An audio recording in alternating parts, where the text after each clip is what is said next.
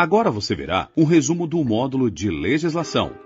Vamos iniciar lembrando de que o trânsito não é composto apenas pelos carros, mas também pelo homem e pela via. Sendo assim, é responsabilidade do condutor preservar pela segurança das demais pessoas. Via é onde transitam pessoas, animais ou veículos. Seus componentes são a pista, a calçada, o acostamento, a ilha e o canteiro central.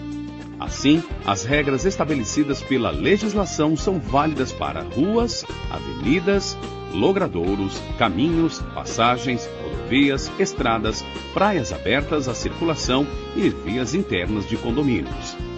As vias são classificadas de acordo com sua localização, como urbanas e rurais.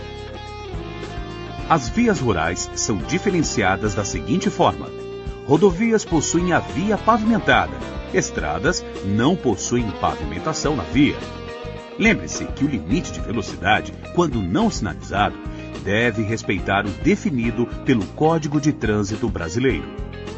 As vias urbanas são classificadas em via de trânsito rápido, possui o trânsito de veículos livre, sem obstrução, sem travessia de pedestres e sem terrenos em seu limite. Via arterial é aquela que liga os bairros de uma cidade e tem interrupção do tráfego, com semáforo e circulação de pessoas, como as avenidas. Via coletora liga e distribui o trânsito, possibilita o tráfego, como as ruas de um bairro, também possui semáforo e permite a circulação de pessoas.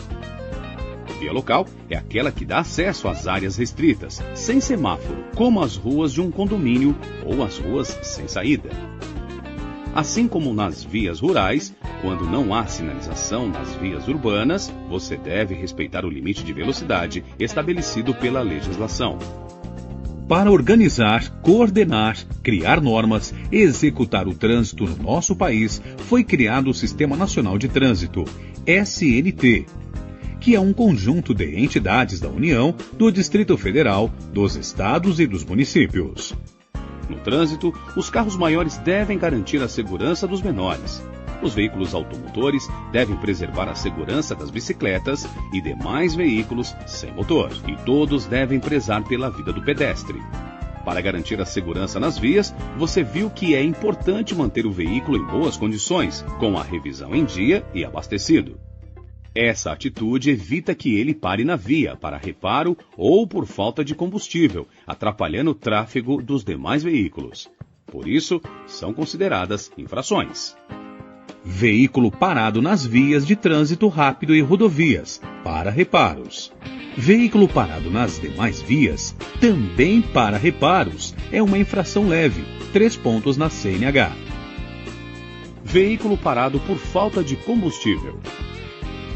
Para mudar a marcha ou acionar os equipamentos do veículo, você pode dirigir com apenas uma mão no volante e nas demais situações deverá manter as 2 mãos no volante.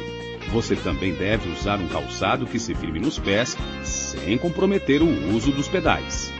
A circulação de veículos deve ser sempre pelo lado direito da via, com exceção de manobras sinalizadas. Conduzir na contramão é uma infração sujeita à multa respectiva. Na via de duplo sentido, é classificada como uma infração grave, 5 pontos na CNH. Na via de sentido único, é uma infração gravíssima, 7 pontos na CNH. O veículo deve sempre transitar na pista e utilizar as calçadas apenas para acesso às garagens, por exemplo. Transitar nas calçadas, passeios, passarelas, ciclovias e divisores da via é uma infração gravíssima, 7 pontos na CNH. E o valor da multa pode ser multiplicado 3 vezes. Da mesma forma, o uso da marcha a ré deve ser apenas para os casos de exceções em pequenas manobras que não tragam riscos à segurança. Em outras situações, dirigir de marcha a ré é uma infração grave, 5 pontos na CNH. O mesmo cuidado deve ser tomado em cruzamentos. Você deve dirigir com a velocidade moderada para manter o seu veículo seguro e dar passagem para os pedestres e demais veículos que tenham direito à preferência. Falando em preferência e prioridade, lembre-se de que alguns veículos têm preferência de passagem. como os de policiamento, fiscalização, socorro e operações de trânsito. A mesma conduta segura deve ser mantida ao realizar ultrapassagens. Para isso, observe se é possível realizar mudança de faixa, reduza a velocidade e utilize a seta do carro para sinalizar aos outros condutores. Vimos também que, para garantir a segurança e fluidez do trânsito, é necessário respeitar as normas de sinalização para parada e estacionamento do veículo.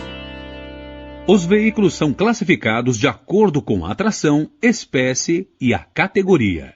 Ou seja, é definido pela forma como ele se movimenta, para o que é usado e quem o utiliza. Para cada tipo de veículo, há uma categoria de habilitação específica. Ela pode ser autorização para conduzir ciclomotor de até 50 cilindradas e velocidade máxima de 50 km por hora. Categoria A, para dirigir veículo de 2 ou 3 rodas. Categoria B, para veículos de 4 rodas com peso bruto total de até 3,5 toneladas e com lotação de até 8 lugares, excluindo o do motorista. Categoria C, para veículos usados no transporte de carga, cujo peso bruto total seja maior do que 3,5 toneladas. Categoria D, para veículos usados no transporte de passageiros, cuja lotação exceda 8 lugares, e os veículos abrangidos nas categorias B e C. Categoria E, para todos os veículos das categorias B, C e D, além de combinação de veículos com lotação de mais de 8 lugares. Vamos relembrar o que é necessário para obter a Carteira Nacional de Habilitação para as categorias de veículos ACC, A e B. Todo candidato deve realizar avaliação psicológica e exame médico, para então participar do curso teórico técnico. Após a finalização do curso, deverá prestar o exame teórico técnico com 30 questões. Para ser aprovado para a próxima fase, deverá acertar 21 questões. Sendo aprovado, realizará o curso de prática de direção veicular, com carga horária de acordo com o tipo de veículo para o qual está se habilitando. Esse curso envolve também as aulas em simulador de direção veicular. Após cumprir a carga horária necessária das aulas práticas, o candidato deverá realizar a prova prática em via pública. Caso seja reprovado no exame teórico ou prático, o candidato poderá remarcá-los após 15 dias. Para isso, deve entrar em contato com o CFC, Centro de Formação de Condutores, em que estiver matriculado. Aprovado no exame prático, o candidato receberá permissão para dirigir, PPD, é a carteira provisória, válida por 1 ano. Para obter a CNH definitiva, o condutor não poderá ter cometido nenhuma infração gravíssima ou grave e nem ser reincidente numa infração média. Cometendo infração, o condutor perderá a PPD e deverá retomar o processo a partir do exame médico e psicológico. Para ter valor legal, tanto a PPD quanto a CNH devem ser apresentadas originais e dentro do prazo de validade. A validade da CNH é de acordo com o exame médico, sendo assim, deve ser renovada até os 65 anos de idade, de 5 em 5 anos. Após os 65 anos, a renovação é de 3 em 3 anos. Se a CNH for cassada ou suspensa, é necessário fazer o curso de reciclagem no CFC credenciado e realizar prova teórica. Vimos também que comete uma infração gravíssima, 7 pontos na CNH, o condutor que dirige o veículo de categoria diferente do seu documento de habilitação. Por isso, para dirigir os demais veículos, é necessário fazer a mudança de categoria, respeitando os prazos e as regras para cada uma delas. Quando um condutor desrespeita uma lei de trânsito, ele comete uma infração. Cada infração assinala a penalidade a ser imposta, que pode ser advertência por escrito como medida educativa, multa conforme a gravidade da infração, suspensão do direito de dirigir, cassação da CNH ou da PPD, frequência em curso de reciclagem. As medidas administrativas auxiliam na imposição das penalidades e garantem a segurança do trânsito. São também aplicadas de acordo com a infração cometida. E podem ser retenção do veículo no local para regularização, remoção do veículo que impedir o trânsito, recolhimento da documentação como a CNH, PPD e CRLV, transbordo de excesso de carga, teste de dosagem de álcool no sangue, recolhimento de animais. É importante conhecer a sinalização viária, pois ela orienta os condutores e pedestres. A sinalização pode ser feita através de placas, pinturas na pista, semáforo, gestos do agente de trânsito e do condutor, sinalização sonora, apitos e outros dispositivos colocados na pista. Além disso, você viu que as suas atitudes diante de um acidente pode ser o diferencial entre salvar uma vida e ser condenado por um crime de trânsito. Assim, o condutor deve sempre socorrer a vítima de acidente e sinalizar o local, garantindo a segurança de todos. As leis de trânsito também preservam o meio ambiente, instruindo o condutor a cuidar da sinalização, a não jogar objetos nas vias e a manter a revisão do veículo em dia para evitar a emissão e vazamento de poluentes.